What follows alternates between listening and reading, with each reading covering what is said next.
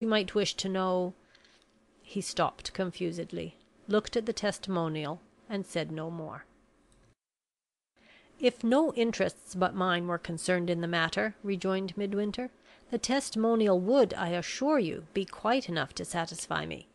But while I am learning my new duties, the person who teaches me will be really and truly the steward of my friend's estate. I am very unwilling to ask you to speak on what may be a painful subject, and I am sadly inexperienced in putting such questions as I ought to put. But perhaps, in Mr. Armadale's interests, I ought to know something more, either from yourself or from Mr. Pedgift, if you prefer it." He, too, stopped confusedly, looked at the testimonial, and said no more. There was another moment of silence.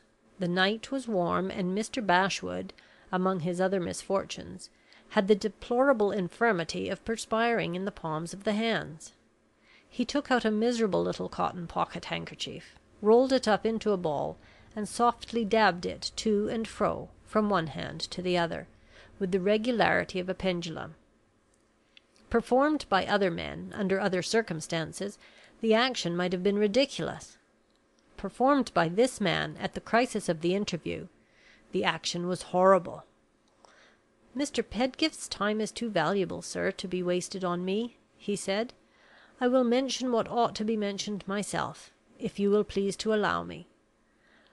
I have been unfortunate in my family. It is very hard to bear, though it seems not much to tell.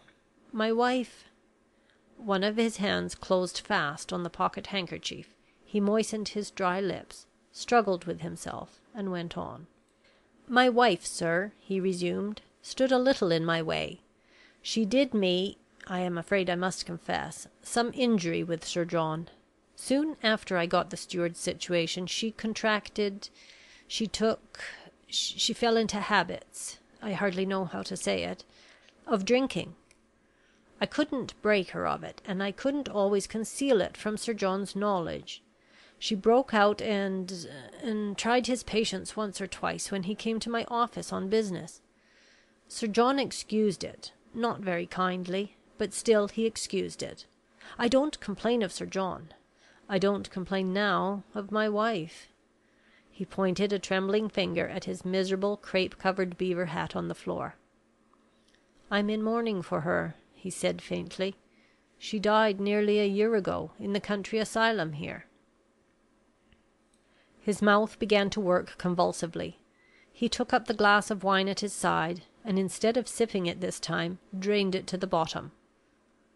"I'm not much used to wine, sir," he said, conscious apparently of the flush that flew into his face as he drank, and still observant of the obligations of politeness amid all the misery of the recollections that he was calling up.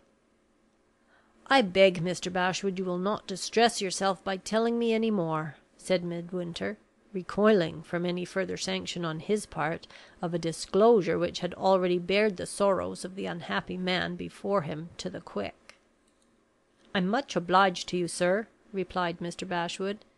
"But if I don't detain you too long, and if you will please to remember that Mr. Pedgift's directions to me were very particular, and besides, I only mentioned my late wife because if she hadn't tried Sir John's patience to begin with, things might have turned out differently." He paused, gave up the disjointed sentence in which he had involved himself, and tried another. "I had only 2 children, sir," he went on, advancing to a new point in his narrative, "a boy and a girl. The girl died when she was a baby. My son lived to grow up, and it was my son who lost me my place. I did my best for him. I got him into a respectable office in London. They wouldn't take him without security. I'm afraid it was imprudent, but I had no rich friends to help me, and I became security. My boy turned out badly, sir. Perhaps you will kindly understand what I mean, if I say he behaved dishonestly. His employers consented, at my entreaty, to let him off without prosecuting. I begged very hard. I was fond of my son James, and I took him home, and did my best to reform him. He wouldn't stay with me. He went away again to London. I beg your pardon, sir. I'm afraid I'm confusing things. I'm afraid I'm wandering from the point." "No, no," said Midwinter, kindly. "If you think it right to tell me this sad story, tell it in your own way.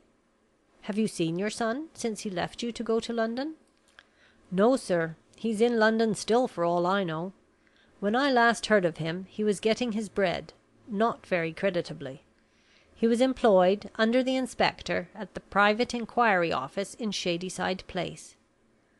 He spoke those words, apparently, as events then stood, the most irrelevant to the matter in hand that had yet escaped him, actually, as events were soon to be, the most vitally important that he had uttered yet.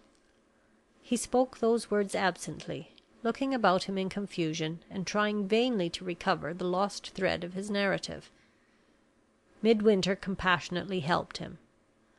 "You were telling me," he said, "that your son had been the cause of your losing your place. How did that happen?" "In this way, sir," said Mr. Bashwood, getting back again excitedly into the right train of thought.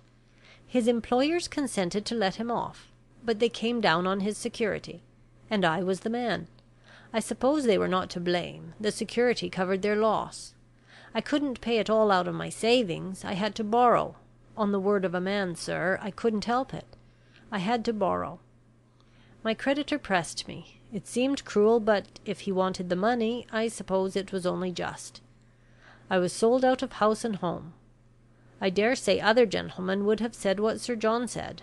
I dare say most people would have refused to keep a steward who had had the bailiffs after him, and his furniture sold in the neighbourhood. That was how it ended, Mr. Midwinter. I needn't detain you any longer. Here is Sir John's address, if you wish to apply to him." Midwinter generously refused to receive the address. "Thank you kindly, sir," said Mr. Bashwood, getting tremulously on his legs. "There is nothing more, I think, except that Mr. Pedgift will speak for me, if you wish to inquire into my conduct in his service. I'm very much indebted to Mr. Pedgift. He's a little rough with me sometimes, but if he hadn't taken me into his office, I think I should have gone to the workhouse when I left Sir John. I was so broken down."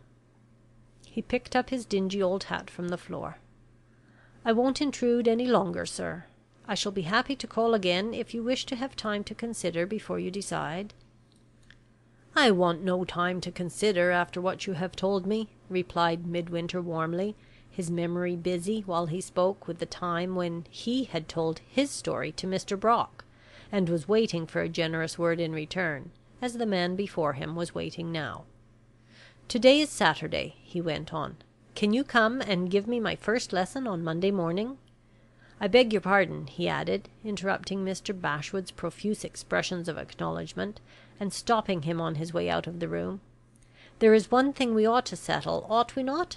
We haven't spoken yet about your own interest in this matter. I mean about the terms." He referred, a little confusedly, to the pecuniary part of the subject. Mr. Bashwood, getting nearer and nearer to the door, answered him more confusedly still.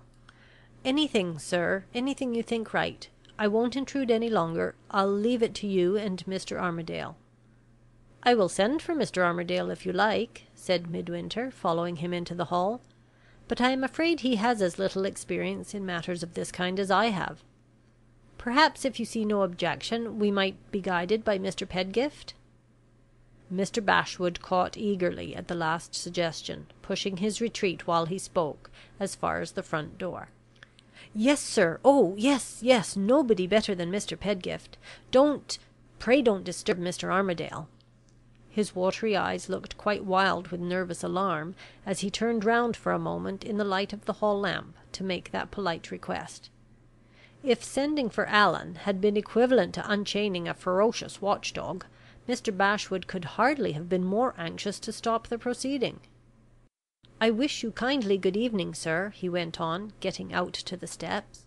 "I'm much obliged to you. I will be scrupulously punctual on Monday morning. I'm sure you will soon learn everything I can teach you. It's not difficult. Oh dear, no, not difficult at all. I wish you kindly good evening, sir. A beautiful night, yes, indeed, a beautiful night for a walk home." With those words all dropping out of his lips one on the top of the other, and without noticing, in his agony of embarrassment at effecting his departure.